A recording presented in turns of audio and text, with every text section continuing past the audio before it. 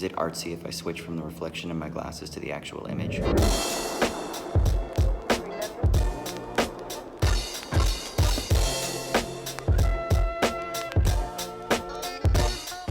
So I'm going to be talking about the story of Sodom and Gomorrah today. I mentioned in the last video that this is one of, I think, the most misunderstood passages in all of the Old Testament, but really in all of the Christian religious tradition, to be honest. Details of the story are that God looks down upon Sodom and says that it is a wicked city and it needs to be destroyed. So Abraham intercedes and says, well, what if I can find some good people in the city? You won't destroy the whole city, right? And they go through this back and forth. What if I find 40 people? And then God's like, okay, if there's 40 people, I won't destroy it. And then he's like, what about 35 people? And then what about 10 people? You know, whittles down. And God is like, okay, I won't destroy it even if you find 10 righteous people. They don't. So then God decides that he's gonna destroy the city. But Abram's family member, Lot, is living in Sodom with his family at the time. So God sends a couple angels down and says that he's going to rescue Lot. These angels go to rescue Lot, and as they're there, the men of the city come to the door and start getting angry. And they say, you know, bring those men out so that we may know them, is how it's written in the Bible. So we can fuck them, is basically what they're saying, right? Then Lot freaks out and he's like, I've got these daughters here. If you really want to, you know, have your way with someone, why don't you just have your way with my daughters? They're virgins. And they're like, look at this guy trying to intercede. He's a foreigner in our land. You know, he's a sojourner. He's a foreigner here. And yet now he's our judge. We're going to deal with him worse than we deal with these other two strangers that just came in. And then they freak out and they're pressing upon the door and they're trying to get in there so that they can bang these angels.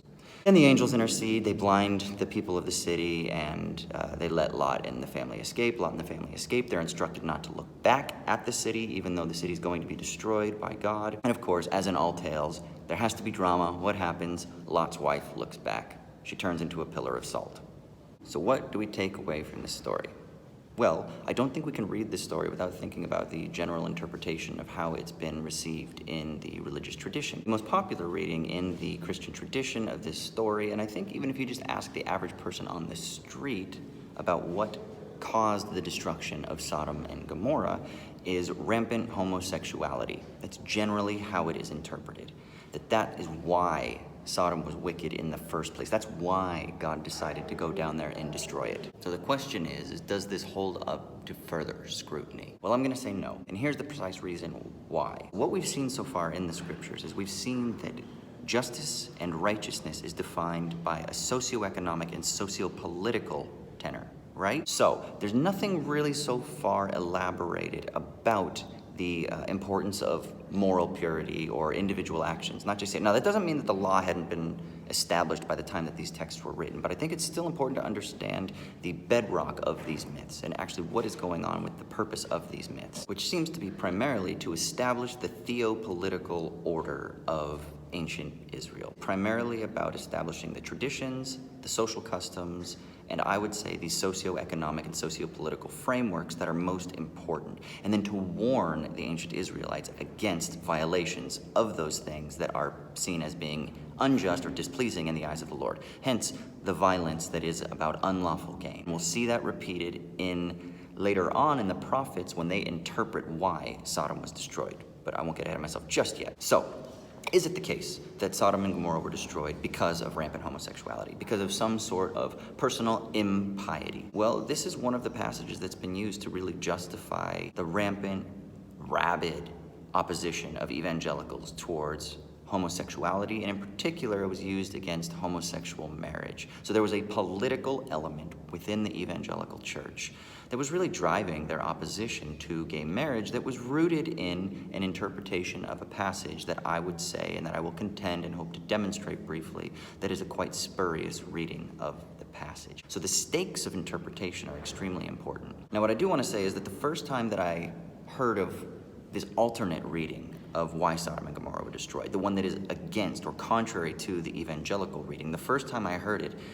it was like my eyes had been opened. It was like the scales had fallen off of my eyes. It was my own Paul or Saul on the road to Damascus, who then converts and becomes Paul. It was a kind of post-Christian type of conversion experience. And this accurate reading actually derives from the Bible itself, from the prophet Ezekiel in chapter 16, where he says, the reason Sodom was destroyed was because they had great wealth and they did not share with their neighbors. That was the wickedness in God's eyes. The people in Sodom, they weren't these moral blights that were violating the moral laws of God. They were these social blights who were violating the ethical laws of God. They had great riches and they did not share with their neighbors. You see this in a couple of different ways in the story, actually in Genesis. One, that Lot is castigated for being a sojourner, and then somehow you're an immigrant and you can somehow think that you can judge us? We're the domestic people of Sodom. How dare you come in and tell us our way of how we should handle strangers. And then secondly, and this is important and very subtle, something that gets missed so often, the fact that the men of Sodom wanted to go in and have their way with the two angels has two interesting elements. The first element is that in ancient Near East culture, one of the ways that you would shame a sojourner in your town was to rape them. You would rape them and abuse them and send them on their way. It was a way of refusing the immigrant, a way of refusing the sojourner, a way of refusing the stranger or the other. And then secondly, and maybe more enigmatically, and we'll figure out how to work through this as we go through the text, but there are huge prohibitions against human and angel copulation. Humans and angels banging. And we'll see this in the New Testament in Jude. We'll see this again in other kind of rereadings of this story itself, but so that's it. There's a twofold issue that's going on here. One, inhospitality towards neighbors, even though they have great accumulation of resources.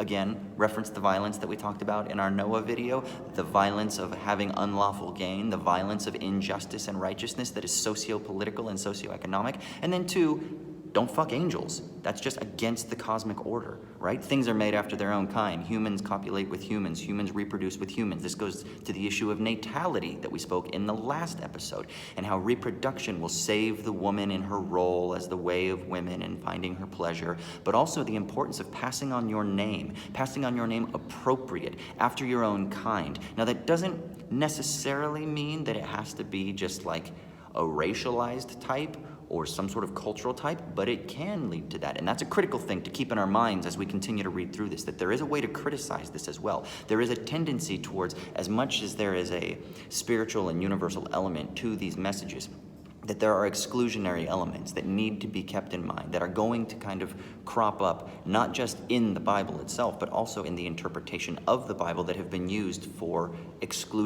socially exclusionary purposes throughout history.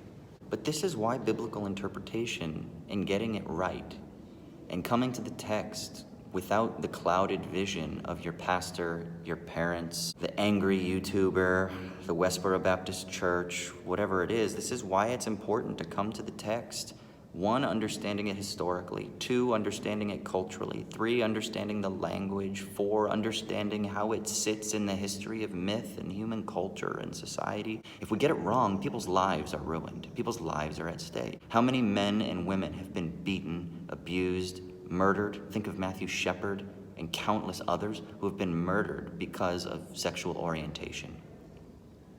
And if you can justify your frustration and your anger and say, listen, I love the sinner, but I hate the sin, all you're doing is opening up a door for you to actually hate the sinner, for you to hate the person that you call the sinner, when maybe that person isn't even a sinner, because real sin is harnessing inequality and using it for your own benefit. Real sin is gaining material resources and living as an unjust and unrighteous village, person, clan, society. That's the real message that we have so far in Genesis. That's the violence on the earth. That's the result of the fall. That's the result of people seeking to accumulate their own gain and their own resources of power, resources of symbolic power, cultural power, political power, whatever it might be, and then to wield them and use them for further accumulation and gain. That is what is unlawful. That is what is unjust. So what does this mean about homosexuality in the Bible? Listen, it is a very contentious issue, and there are passages that are more explicit about a man lying down with a man. There are passages in the New Testament where Paul does denigrate homosexual encounters. The question is, is, are those prohibitions against homosexual love relationships, or are they something else? And I'm going to argue ultimately that I think it's something else. It's that the Bible itself doesn't even have the framework for thinking about love relationships between people of the same sex, gender, etc. And obviously sexuality is fluid, so we don't even need to go into the billions of potential genders and sexualities that might exist within the spectrum. Just give me a little leeway on that. The point being, ultimately, that yeah, the Bible does make some critical remarks about homosexuality, but I'm again going to suggest that this is rooted in that issue of natality and reproduction and passing on the name.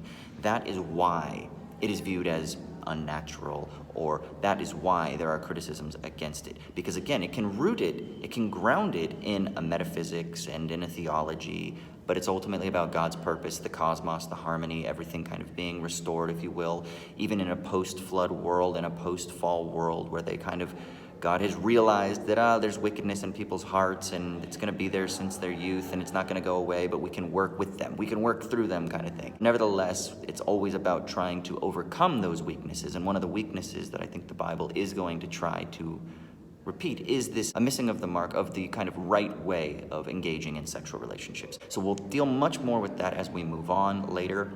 I just think it's extremely important for us to get this right when we talk about Sodom, and really to ponder what this means for us as post-evangelical types who are trying to understand, how do we interpret the Bible? Listen, I don't think that the Bible is some sort of infallible text that was breathed out literally from the mouth of God. It is a human construction, but that doesn't mean it isn't potentially divine. That doesn't mean that there isn't something spiritual about it. Similar with Bhagavad Gita and the Quran and Mishnah and Talmud and other texts of religious traditions and oral history and aboriginal dream time and all kinds of things that we can say maybe they're human beings wrestling with that condition of being torn between the finite and the infinite. And so when we read the Bible, we can read it with a critical lens. It too can be deconstructed. And I think that's a very productive way of facing the Bible, rather than just saying, all right, tell me what it is that you're going to tell me based on my interpretation from the religious tradition or the pastor or the theological orientation, and I'm just going to reproduce that and repeat it and assume that that is just it from the mouth of God. It's much more complex than that, and I think we need to have a critical and complex perspective when we come to the Bible. All right, so that's some thoughts on the story of Sodom and Gomorrah. I hope you enjoyed the video. Subscribe, share, get your friends in on this. Let's try and make this a thing where people who need a little bit of support, need encouragement, who need to hear these alternate interpretations of the scriptures can come and join and participate in the conversation. Much love. See you tomorrow. Peace. I thought that was going to be the end of the video, but on my walk home to do some of the editing for it, I watched a video by philosopher Slavoj Žižek on the crisis and the protests going on in Chile right now, and I don't know if this directly relates to what the rest of the video is discussing, but I feel it does. What we're seeing around the world, in Hong Kong, in Chile, with the movement behind Jeremy Corbyn and Bernie Sanders, we're seeing an eruption of that which had been repressed. Sometimes in psychoanalytic terms it's referred to as the return of the repressed. That which has been repressed, that which has been hidden, is coming out into the open. And this relates to the term, the word that is apocalypse. Apocalypse means a revealing. Martin Heidegger talks about an unveiling. Sartre talks about the event. It's that eruption of that which has been hidden, of that which has been repressed, that which has been suppressed. And I think we're seeing that in the protests around the world that are tired of consumerism, tired of unlawful gain, tired of injustice and unrighteousness gaining and dominating and having the day. And in the same way that Sodom and Gomorrah were destroyed in the Bible, I think we can take that as a warning that the righteous will rise up, that justice will not stay repressed forever, that there are going to be means by which the unjust will be brought to justice. This isn't a guarantee. This isn't some sort of like the hand of God is guiding us and there's a deterministic history. But I definitely think that it is a warning to encourage. It's more of a motivator. It's kind of a socio-political warning for all future generations, those who are sons and daughters of Israel. And if we can universalize that, as Paul will do in the New Testament, to extend the notion of who is a son and daughter of Israel to the entire world, then I think we can say that what this means is that this is meant as a political encouragement to all people to join in the cause for justice and for righteousness. That's just a little addendum. I just thought that it was kind of sort of related to some of the stuff that's going on and wanted to share.